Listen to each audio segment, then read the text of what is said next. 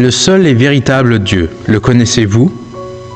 Il existe au-dedans de chacun un désir ou une impulsion de vénérer et de servir quelqu'un ou quelque chose de plus puissant que soi.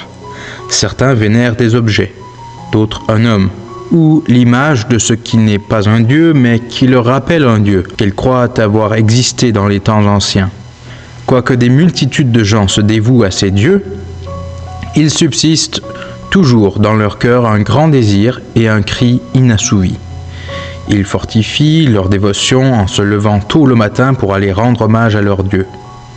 Certains pratiquent de nombreux rituels et malgré cela, leur vie demeure inchangée.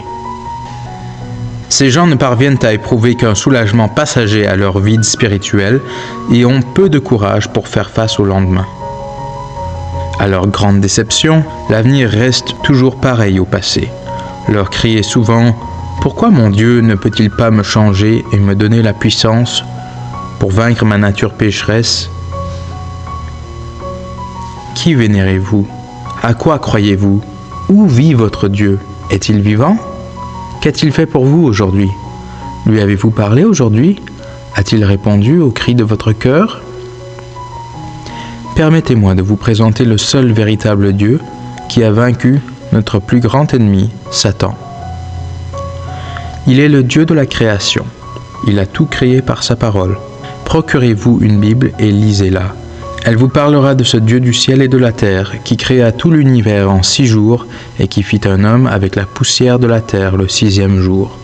Lisez la Genèse au chapitre 1 et 2. Il est le Dieu éternel. Il n'a ni commencement ni fin. Il est le même hier, aujourd'hui et demain. Il est le Créateur, le protecteur et le pourvoyeur de toutes choses. Voir Actes chapitre 17 versets 22 à 34. Ce grand Dieu qui habite dans les cieux s'intéresse également à vous en tant que personne. Il vous distingue dans la foule. Il vous aime et se préoccupe de vous en particulier. Il veut être pour vous plus qu'un ami. Il veut être votre sauveur. Il veut vivre avec vous, bien plus, il veut vivre en vous. Il dit, en Jean chapitre 15 verset 4, « Demeurez en moi et je demeurerai en vous. » Vous vous demandez comment est-ce possible? Comment quelqu'un d'aussi grand, de tout-puissant et d'omnipotent peut-il vivre dans mon cœur? Ésaïe chapitre 57 verset 14. S'il ne vit pas en vous, qui y loge alors? En regardant autour de nous, nous pouvons voir que Satan dirige et ruine la vie d'une masse de gens. Voilà le prince de ces cœurs. C'est lui qui suggère tous ces maux tels que le mensonge, le vol, la concupiscence, la tricherie, la vengeance et la vantardise. Si Satan vit en vous et vous attire dans tous ses péchés, pourquoi ne venez-vous pas au Dieu des cieux qui a donné son Fils unique, Jésus-Christ, pour qu'il meure pour vos péchés et pour ceux du monde entier. Jean 3,16.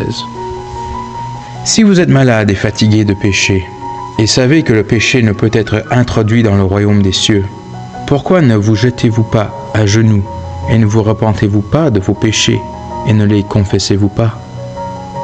Ensuite, invitez ce Dieu qui est vivant aujourd'hui à diriger votre vie. Il pardonnera vos péchés. Une fois que Satan et les péchés de votre vie passée auront été purgés de votre cœur au travers de la foi en Dieu par le sang expiatoire de Jésus, vous recevrez une nouvelle nature. Alors, quand Satan viendra vous tenter, vous ressentirez la présence du Dieu Tout-Puissant. Il vous guidera et vous enseignera toutes choses. Jean chapitre 14 verset 26.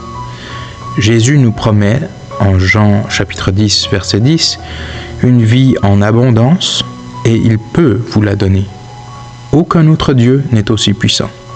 Si ce sujet touche votre cœur, lisez aussi le traité « Vous devez naître de nouveau ».